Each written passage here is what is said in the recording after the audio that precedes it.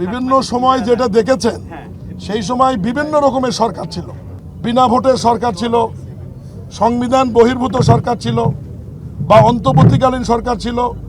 এইবার জনগণের ভোটে নির্বাচিত সরকার এবং মাননীয় প্রধানমন্ত্রী প্রত্যেকটি বিষয়ে যে বিষয়গুলোতে ওনার মিটিং করবার কথা না বা অনুশাসন জারি করবার কথা না, সেই বিষয়গুলো উনি সরাসরি নজরে নিয়ে আসেন এবং কথা বলেন। এবং আজকে যে আমরা এসছি এটা মাননীয় প্রধানমন্ত্রীর নির্দেশে এখানে আসছি।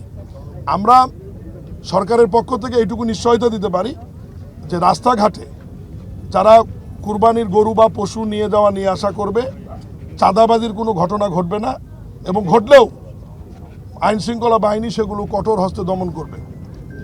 এই বিষয় নিয়ে আমরা আসছি, নির্দেশনা দিয়েছি।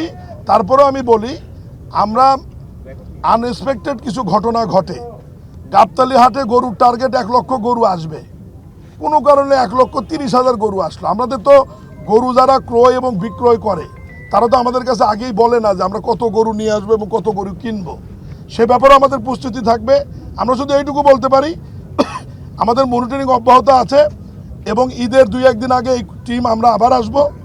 আমাদের যে সমস্ত ব্যবস্থাপনা করার কথা সেটা সঠিক আছে কিনা দেখব, এবং এর বাহিরেও প্রশাসকের নেতৃত্বে আবার একটি মিটিং হবে, সমন্বয় সভা হবে, সেখানে আরও নির্দেশনা দেওয়া হবে।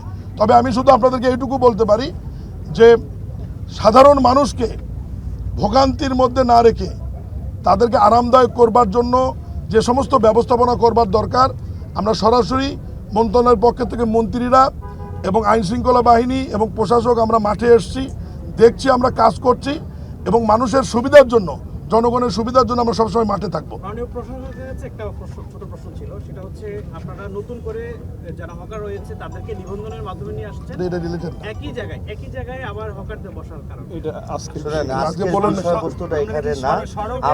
আপনি আজকে বিষয় যেটা আছে শেষ করি। ঠিক আছে, থ্যাংক ইউ। আমার অফিসে আসেন, জবাব দিব।